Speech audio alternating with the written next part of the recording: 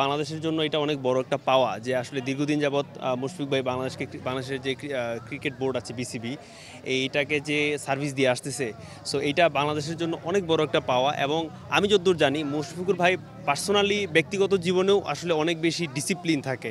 I think discipline এবং dedication এই দুইটা জিনিস একসাথে যখন ম্যাচ করে কোনো একটা মানুষের সাথে, তখনই হচ্ছে তার আলটিমেট সাকসেসটা চলে আসে।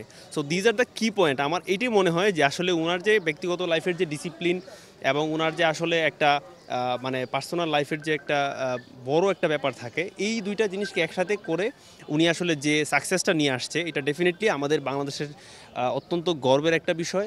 এবং হচ্ছে যে এটা সবার জন্যই মানে অনেক বড় একটা পাওয়া।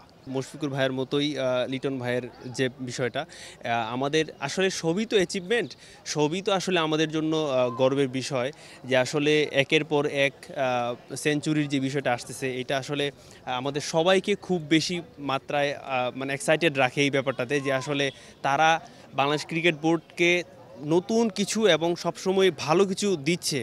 এটা অনেক বড় একটা পাওয়া বাংলাদেশের মানুষের জন্য। মুশফিক ভাই আসলে পার্সোনাল লাইফে অনেক বেশি পরিমাণে হচ্ছে আপনার মানে ডিসিপ্লিন থাকে।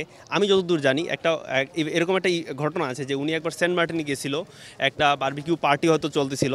সো তখন হচ্ছে যে উনার পার্টিটা শেষ হচ্ছিল না, বাট হচ্ছে উনি ওই সময়ে জাস্ট সালাদ খেয়ে ঘুমিয়ে গেছিলেন।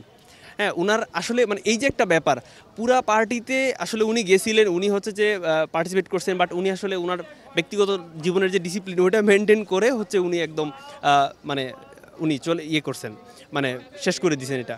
সো এতে কি আসলে বোঝা যায় যে আসলে মানুষের লাইফে ডিসিপ্লিন না থাকলে তার বড় অ্যাচিভমেন্টটা, তার বড় সাকসেসের যে বিষয়টা ওইটা আসলে আসে না। সো এইটাই হচ্ছে মূল বিষয়।